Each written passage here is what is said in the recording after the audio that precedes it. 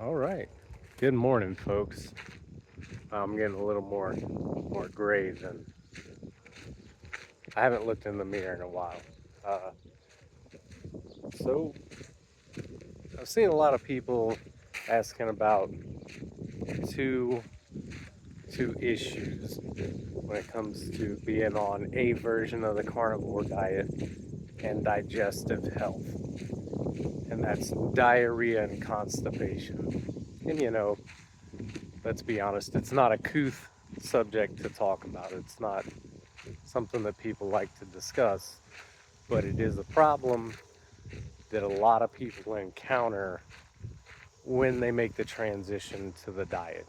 Um, and so, over the past couple of days, you know, I saw one post concerning diarrhea, shortly followed by another post concerning constipation, and then yet the next day, another post about diarrhea again. So, you know, I guess my comments on people's posts are either not being effective or not being read, or people, they just have a question and they don't search the topic and they just go ahead and make a post. All that's fine, uh, but I figured I'd make a relatively short video on this as a resource for the group, um, because I experienced both in the beginning, and it took a little bit of research and me seeing my doctor to get it straightened out.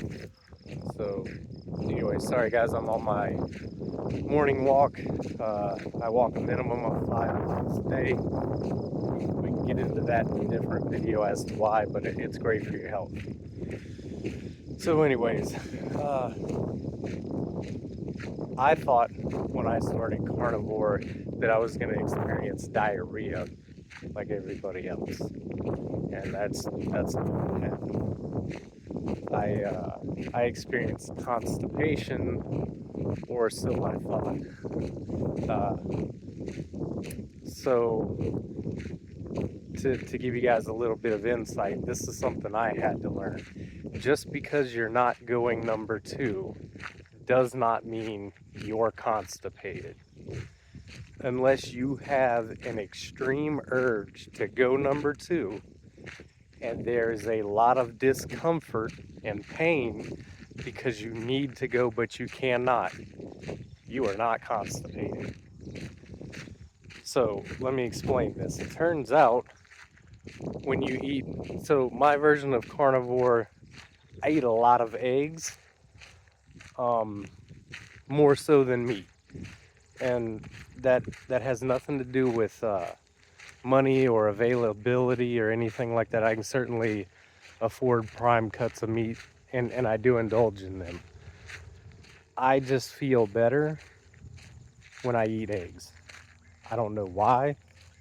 I haven't even checked into the science behind it, but I just feel better that way. And it turns out, and you can listen to plenty of doctors on YouTube. There's Dr. Berg, Dr. Barry, just pick one.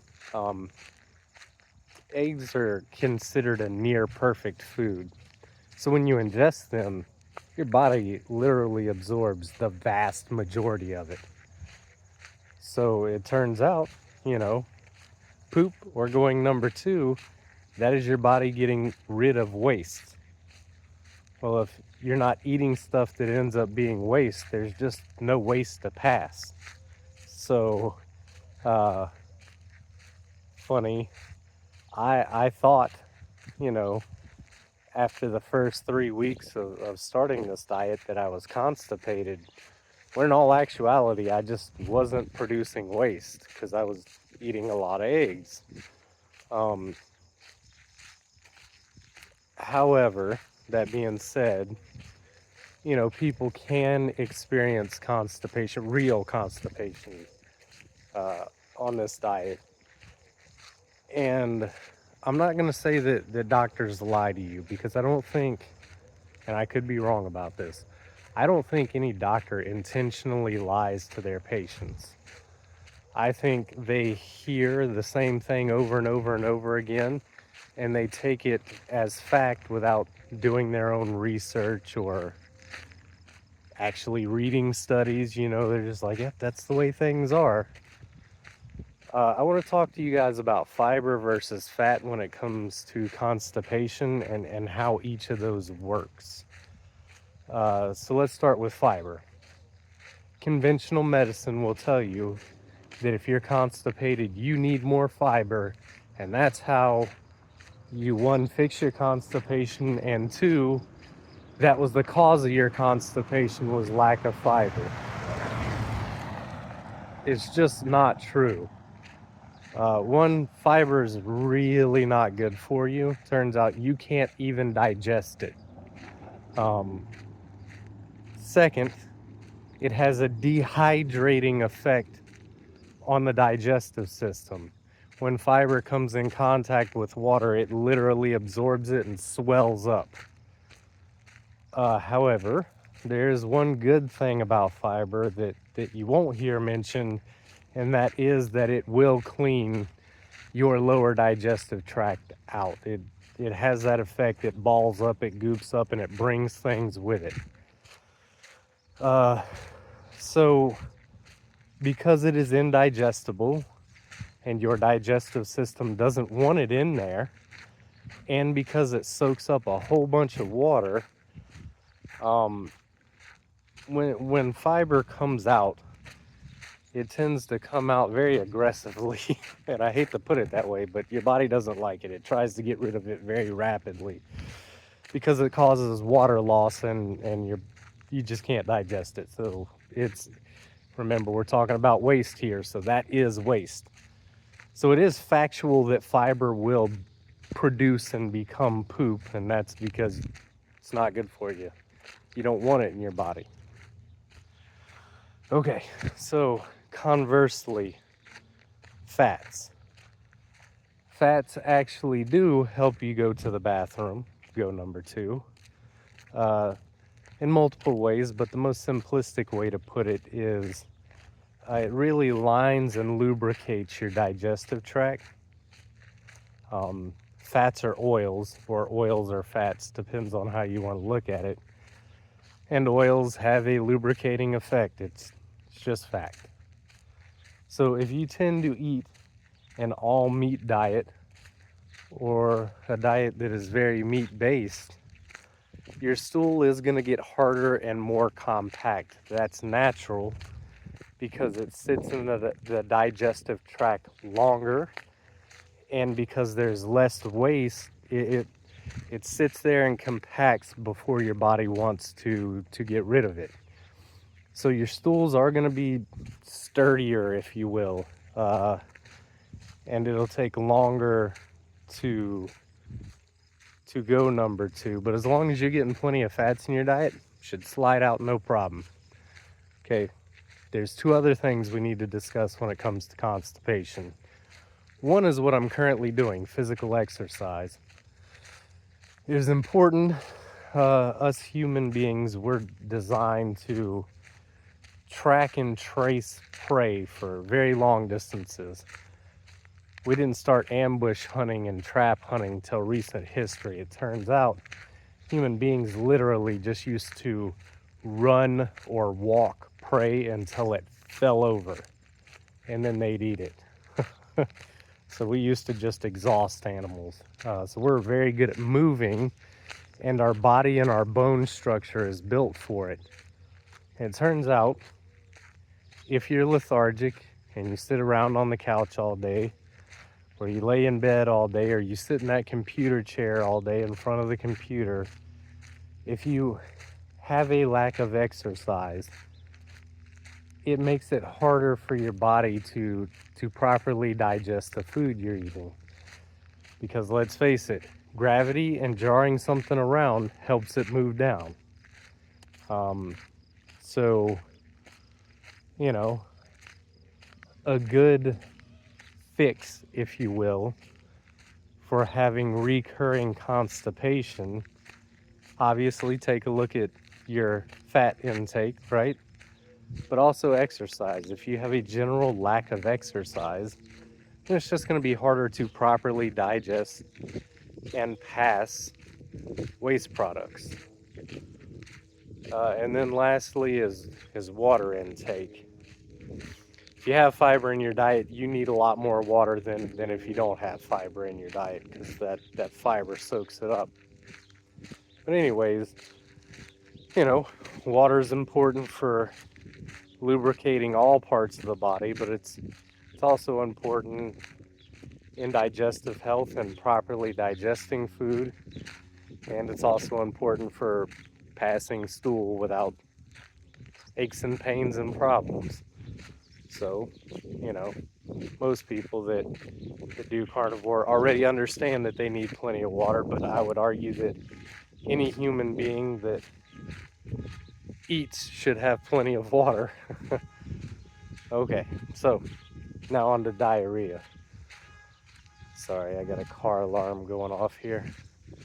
All right, so there can be a whole bunch of causes for diarrhea, uh, and there's going to be a lot we're not going to talk about. So simply an infection or the common cold can cause diarrhea. I assume if you have something like that you're going to realize it and you're going to go see the doctor. There are also a whole bunch of underlying medical conditions, especially those involving the GI tract, like for instance irritable bowel syndrome that cause diarrhea. So we're not going to talk about that myriad of conditions. We're just going to talk about diet, because this one didn't affect me, which I expected it to, but it seems to affect a lot of people who go on this way of eating. So first and foremost, if you're experiencing diarrhea, back to the point we were just talking about, water intake is important. It's important because now you have water coming out of your bowels, and it's not supposed to be there, or not supposed to be there in those quantities. So you really need to drink more water to account for those losses.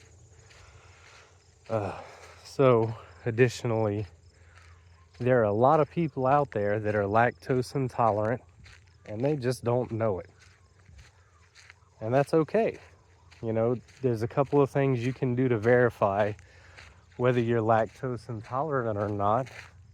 And then there are some things you can do if you're lactose intolerant to build your tolerance up that you genetically lack, where you can consume dairy products with less issues. I'm not going to say any, but less.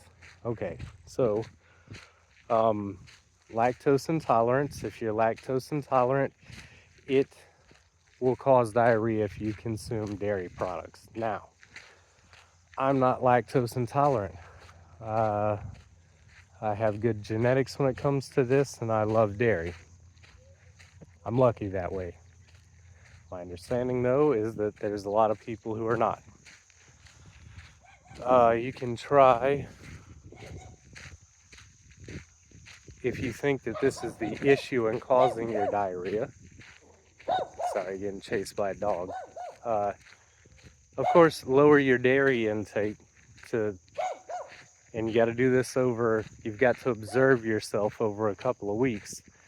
If you lower your dairy intake and you stop having diarrhea, then you're probably lactose intolerant. And that's a good way to check. Obviously, you could also go to your doctor and they could determine this for you.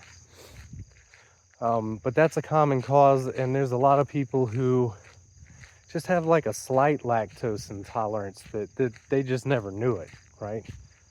So, you know, that could be the cause for a good deal of people.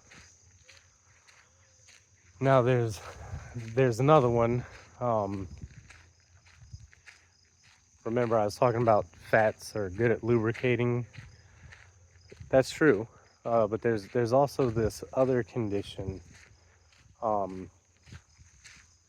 that causes people to not be able to digest fats properly. Well, actually, there's like a couple of conditions that don't allow people to digest fats properly, and if you don't digest them properly, this also causes diarrhea. and then just too many fats in general will cause diarrhea. So I see a lot of people recommend this extremely high fat, moderate protein version of carnivore, and they recommend it for everybody. I wouldn't do that, and that's probably why most people experience like bad bouts of diarrhea on this diet. So if you've checked yourself for lactose intolerant and you've determined, or intolerance, and you've determined that, hey, you're good with dairy products, then fats are probably your issue. So how you can determine this is really dial down your fat intake. Instead of eating extremely fatty cuts of meat, eat the more lean meats. Instead of adding, a quarter of a stick of butter to your coffee in the morning, just drink it black like a normal person. Oh wait, normal people don't do that. That's what I do. um, so if you dial down your fats and you stop having diarrhea, that means one of two things. That means either that you are just, consuming too many fats in general, or that means that there's something wrong with your digestion when it comes to metabolizing fat.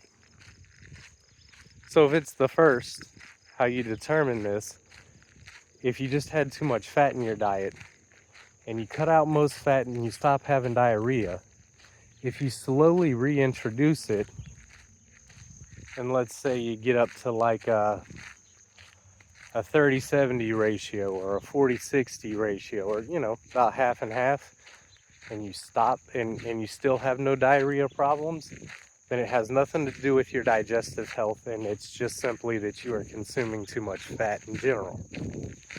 However, if you cut out fats and then you attempt to reintroduce them and you start getting diarrhea again at really low fat levels, like let's say 10% fat, 90% protein, or 20-80, right? Then there's something wrong with your digestive health. Now, there are a couple of conditions that can cause this. The main one that I've noticed people having issues with is the gallbladder's production of bile. So a lot of people think that the gallbladder is a useless organ and we can just cut it out and there's no repercussions. That is not true. That is about as far from the truth as we can get. The gallbladder produces bile, and bile is very important for the proper digestion of fats. I don't want to misquote the word. It's been a while since I've looked. I think it's called lactase. I could be wrong about that. There's an enzyme that is produced in your mouth, in your throat, and in the rest of your digestive tract that also helps metabolize and break down fat, and your body could underproduce that. So these are things that you go see your physician for after you've exhausted other possibilities like lactose intolerance or, hey, I'm just eating too much fat. These are things that, after you've ruled those things out, you can go see your physician and they can tell you, they can do some tests and look at some things and tell you whether your gallbladder is functioning properly and you're producing enough bile. And then also if you're producing enough of that enzyme. I think it's called lactase. It's been a while. Anyways, your physician can tell you this, and it turns out there are supplements that you can take if that enzyme or your gallbladder is insufficient. There are some supplements you can take so that you no longer have diarrhea. So of course, I didn't talk about diseases or underlying conditions. And the reason why I didn't do that is because I'm not a physician or a doctor. But I've done a lot of research on this because I was having plenty of issues in the beginning, or at least I thought I was. I hope this helps somebody out there to figure out what's going on with them. Let me know if you guys have any questions. And I hope this was informative enough for you.